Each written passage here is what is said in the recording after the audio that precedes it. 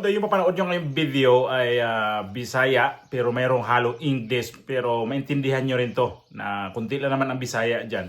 So gawin ko reaction itong kay itong si Governor-elect, ito incoming governor nitong sa Cebu City, Cebu Provincial, probinsya sa Cebu, itong si Pambari 4 na nagkaroon ho ng aberya ang kanilang transition dito sa kanilang pakipag-usap dito kay Gwin Garcia, na hanggang ngayon si Gwin Garcia hindi pa rin matanggap ang kanyang pagkatalo. At ito pinahirapan pa din ang kanilang transition para makipag-meeting para sa mga dokumento na mga kinakailangan talaga nila na makita na o anong pwede nilang magawa sa mga dokumento niyan. Kasi ganyan naman talaga pagka bago ang mamuno, okay lang kung si Garcia lang din ang nanalo halimbawa. Tapos itong wala siya kailangan ng mga transition, kaso talo siya So kailangan talaga niya mag-turn over ng mga dokumento dito sa bagong halal o bagong uupo nitong si Pambari 4, na bago mag 30 nitong buwan na to, dapat lahat niyan planchado na ang kanilang gagawin. Kasi ganyan talaga ang gagawin pag iba ang uupo na. So mag-turn over ka sa mga papel mo. So kailangan hindi mo to pwedeng i-delay kasi kawawa yung uupo na gobernadora, kasi maantala ang kanyang magiging iba pang pagbusisi sa mga papel. Ito yung video, panoorin natin. But I'm telling you, Gwen, you're not hurting me. You will be hurting the people of the province of Cebu. Mao kini ang sentimiento ni Cebu Provincial Governor-elect Pamela Bari 4 subay sa iyang pasangil nga kalangay ug kakuwang sa kooperasyon sa kampo ni outgoing Governor Gwendolyn Garcia sa pag-turnover sa mga mahinungdanon nga mga dokumento. Kini subay sa gitakdang paglingkod na unya sa pwesto ni Bari 4 dayong Hulyo. Tibutyag si Bari 4 karong Biyernes, Mayo 30, 2025 nga nadismaya siya kang Garcia tungod sa pagpugong sa mga dokumento nga posibleng makalangan sa mga operasyon sa iyang umaabot nga administrasyon. I am deeply dismayed by Governor Garcia's decision to hand over crucial documents only on June 30th. This goes against the very idea of smooth transition. Unlike other LGUs, Governor Garcia has also forbidden meetings between my team and her department heads. This lack of cooperation feeds a perception that there is an ongoing effort to hinder my administration from a strong start. Asoy sa transition team head ni Bari 4 nga si Attorney Edmond Lau, nipadala sila og sulat kang Governor Garcia o sa Department of the Interior and Local Government kon DILG kung nasa ilang gipropose nga unta mahatag na ang mga dokumento on or before June 15. Ikaduhang hangyo nila nga unta sa mga adlaw gikan sa Hunyo 16 hangtod 30 magtagbo unta ang transition teams nila Bari 4 o Garcia. O ang purpose gyud sa transition nga walay unnecessary disruption, nga gikinahanglan reasonable time ang ihatag sa incoming administration nga mabasa o ma-evaluate ang kaning mga documents aron makaprepare ni nga makapadayon sa delivery of public services on day 1. Giklaro sa transition team ni Bari 4 nga lakip sa mga dokumento nga angay nga ma-turn over sa Administrasyong Garcia mao ang contract and inventory in LGU properties, mga LGU transaction, assessment report ug uban pa. Dugang nila nga importante nga makikita ug makadawat na sila og updates gikan sa Local Financial Committee aron walay kalangay sa paghatod sa mga serbisyo ug dili madugay ang proseso sa mga bayranan o payable sa lalawigan. Gatuo ka buuga. Inato ka dako ang responsibilidad. Mahimong ka nag-usa ka adlaw, which is till June 30. Kunya, din ang palinta na makikita sa mga heads, departments. Kung sakay, rason nga, palitan man ang incoming administration na dili makikita ng istorya ang mga heads of offices.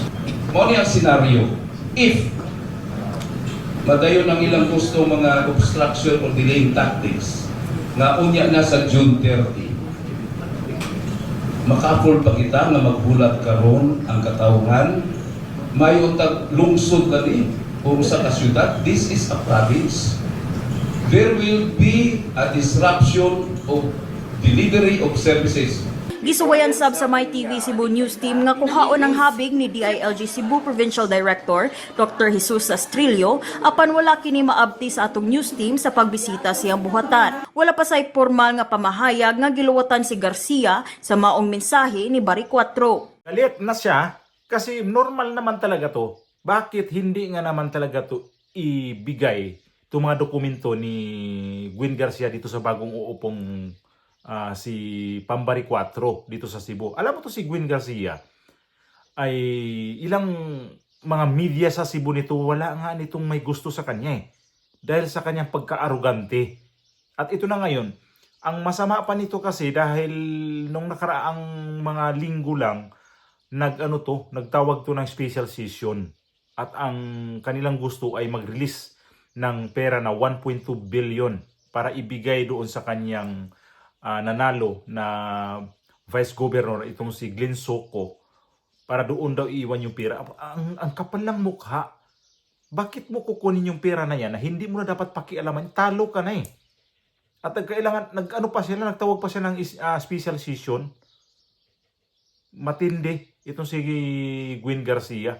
Samantala yung pamangkin niya to sa Cebu City, yung si Raymond Garcia, maayos naman nga nakipag-turnover dito sa sa nanalong mayor sa Cebu.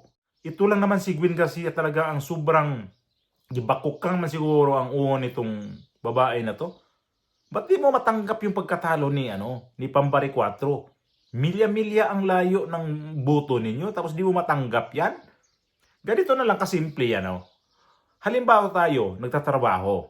Tapos gusto mo na mag-resign sa iyong kumpanya. Mag-file ka ng resignation. So, ang iyong trabaho, halimbawa, manager ka.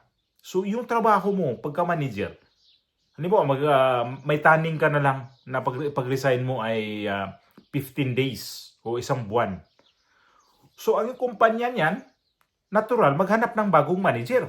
So, yung bagong manager, magtatanong yon. O sige, halimbawa, yung kumpanya may natanggap ng manager. O sige, i-assume ng itong posisyon na to sa nagre-resign. So, yung bagong manager, magtatanong yun, yung mga record nun. Ano tong record na to? Pag-aralan nila yon. Kagaya nito, mas matindi to. Kasi buong probinsya ng Cebu, dapat ito yung may mga record sila dyan kung ano mga project dyan na ginagawa ni Gwen Garcia. Kung ituloy ba yan o anong mayroon ang laman pa niyan. Kailangan mapag-aralan pa yan. So, itong pag-turnover pa lang ng dokumento, may makakahina-hinala na, may kaduda-duda na. Bakit mo hindi ibigay, hindi kayo mag-transition ng maayos? Kagaya nitong pag-presidente ka, pag baba mo na sa June 30, kailangan yung mga transition team mo. Meeting ng meeting yan. Ito, mga dokumento namin, ito yung mga project, ito. Ganun lang naman Bakit hindi ibigay nito ni Gwen Garcia itong mga dokumento? Antayin pa talaga niya ng 30 ng Hunyo. At ito na ngayon, halimbawa kayo may mag-resign na manager niyan, hindi mo antayin yun. Na pagdating ng kanyang deadline sa resignation niya, antayin mo yun na doon ka magbusisi sa mga dokumento. Hindi yun. Kasi kung may nakita yung bagong manager niyan, mayroon bang hindi maganda, kailangan natin ito itanong. Paano maitanong nila yun? Na yung araw na mismo na yan, si Pambari 4 na sa pizza 30 na tanghali, si Bari 4 na ang gobernadora ng Cebu. Tapos, ora mismo, ibigay yung mga report? Hindi po pwede yun. So ito ngayon si Gwen Garcia, naalanganin to siya sa kanyang pagkatalo dahil hindi talaga niya pinagbigyan tong si Bari 4. Nagigis siya nitong napakaswapang niya na. Hindi yan sa kanyang pera. Kung ano man ang nandyan sa laman ng mga report na yan, ibigay niya yan. Kasi para sa taong bayan sa Cebu yan. Kaya nga, normal naman ito magalit itong si Pambari 4. Kasi, paano nga naman nila makagawa ng maayos kung ibibitin mo yung mga report? Matindi. Itong sa Cebu ngayon Parang nakikita ko lang sa nakikita ko ngayon napaka-controversial ngayon sa itong natalo na mga lokal, ang Cebu na hindi umaksep ng kanyang pagkatalo at pinahirapan itong nanalo. Hindi niya ginagalang itong nanalo na samantalang ang yung boto nito, milyon ang nakuha, mahigit pa nga eh. Samantalang nakuha nito ni Gwen Garcia, 700,000 lang. Itong si Pambari 4, 1 million mahigit. So ang layo ang kanilang diferensya sa kanilang boto. Tapos ipahirapan mo yan, mahiya naman kunting delikadisa, kunting respeto sa mga tao sa Cebu. Kasi yung mga yan, nangangailangan ng leader na yan, ng magandang pamumuno. Dahil pamumuno mo, hindi maganda, kaya pinalitan ka. Ayusin nyo kasi, kayong mga lokal, kayong mga presidente, kagaya ng presidente natin ngayon, na hindi talaga maayos pag kayo na talo, ang dami nyong pahihirapan ng mga tao. Hindi, sinusuka na nga kayo eh. Ayak naman. Litsugas talaga itong mga tao, yung mga ganitong klase eh. Pahirap eh. So ngayon, ito yung nangyayari ngayon sa Cebu. Ay, baka magadimandahan to. Sumulat na nga to si Pambari 4 sa DILG. Ewan ko, nung sagutan DILG, ito si DILG rin naman. Mukhang wala ring direksyon na maganda, pues, damay-damay to. Lupit talaga ng mga tao ngayon sa Cebu. Nakakahiya yung dating gobernador dyan. Ay, naku.